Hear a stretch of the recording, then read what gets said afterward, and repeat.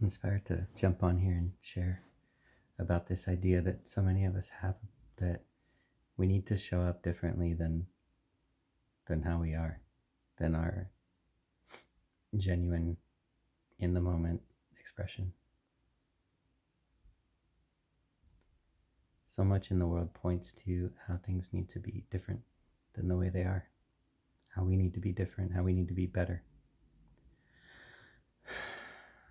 It's a program. It's not true.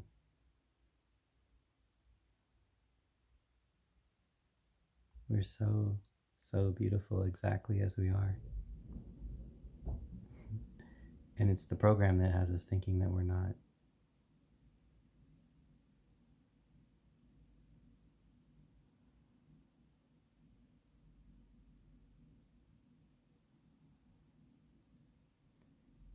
Sometimes when I close my eyes, there's so much love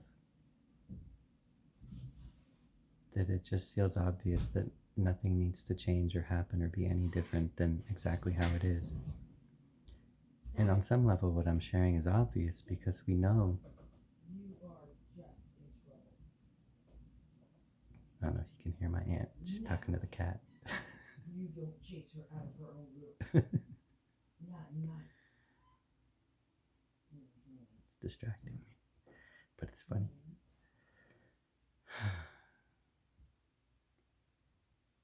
Hmm.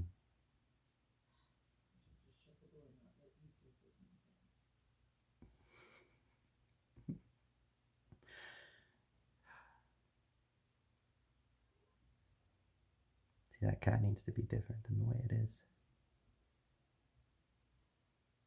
It's not okay. So sometimes, yeah, we're frustrated, it's uncomfortable when people's authentic expression rubs against our comfort level, our preferences.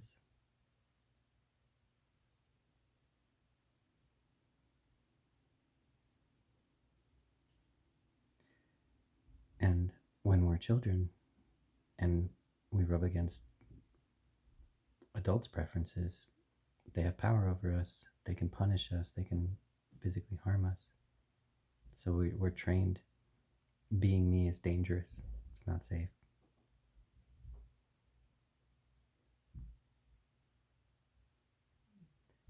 And then we start to realize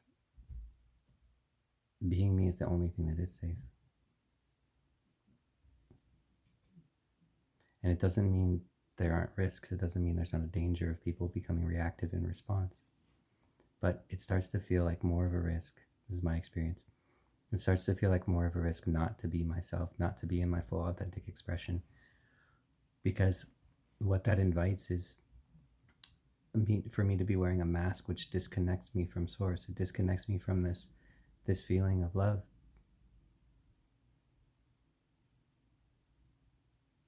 There's nothing more important than that.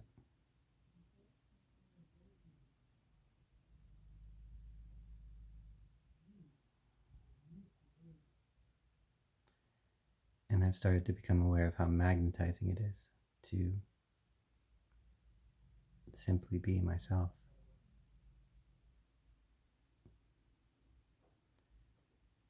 Because this feels obvious, but when we're wearing a mask, when we're not being really true to who we feel, what we feel inside, our heart expression, then we attract people that are attracted to the mask. We attract people that like the distorted version of us. And in order to start attracting those pure connections, that there's just so much resonance and beauty, we have to step out of that guarded, protected, muted version of us. And this isn't to suggest anyone go against their intuition. If there's too much fear there, or there's just a sense of fear, can be intuition, I feel. So if we're not feeling genuinely drawn to be in our fullness, that's something to listen to. It's something to consider. We don't want to go against ourselves. That's not what I'm implying. But to perhaps recognize a momentum that may be wanting to build within us, to keep showing a little bit more, a little bit more. And it feels like environment and the people were the mirrors. People that we're interacting with have a lot to do with that.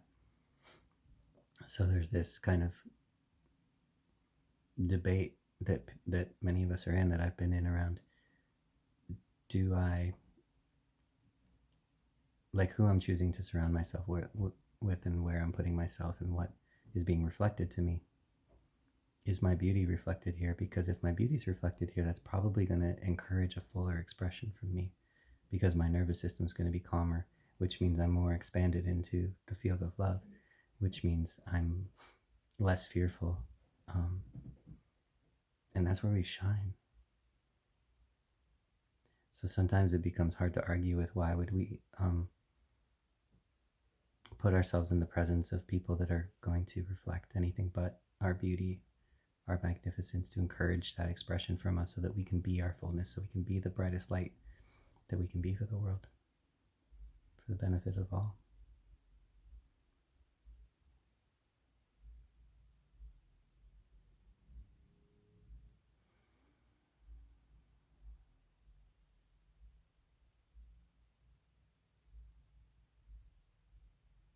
Environments that contract us, they may um, reveal things to us.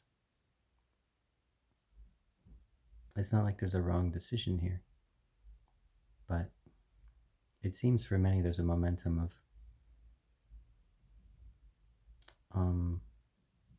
considering the energetic impact on our nervous systems for where we place ourselves and what expression is invited from us. To some degree, I don't know how much choice I have when I'm with a person or in an environment where, like, what me shows up in response.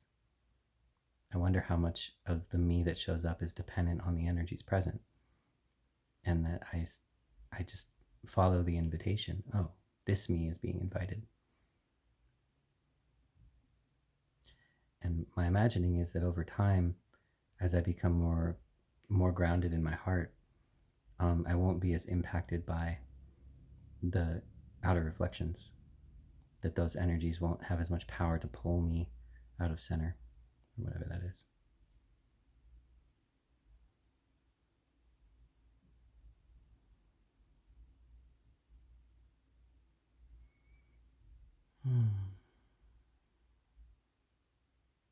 And in the end, all of this mind chatter,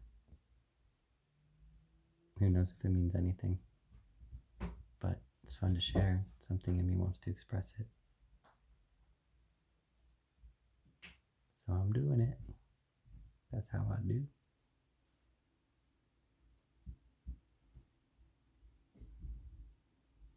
But yeah, in the end, it's just following the energy of the moment.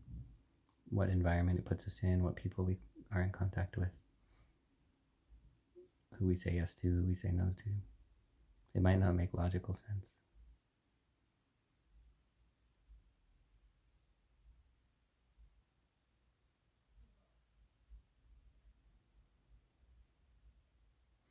Maybe one of the most important things is that we're not judging where we do move, that we don't take this information and use it to beat ourselves up. Why do I keep connecting with this person? Why do I keep putting myself in this environment, in this situation where I know this me is going to show up? If we're doing it, there's something there. There's something that wants to be revealed to us, something that wants to be unraveled. Probably, maybe, who knows? In the end, I know nothing. Yet I express anyway. Maybe that's humility. I don't know if any of this is true, but it wants to be spoken. Whatever that means.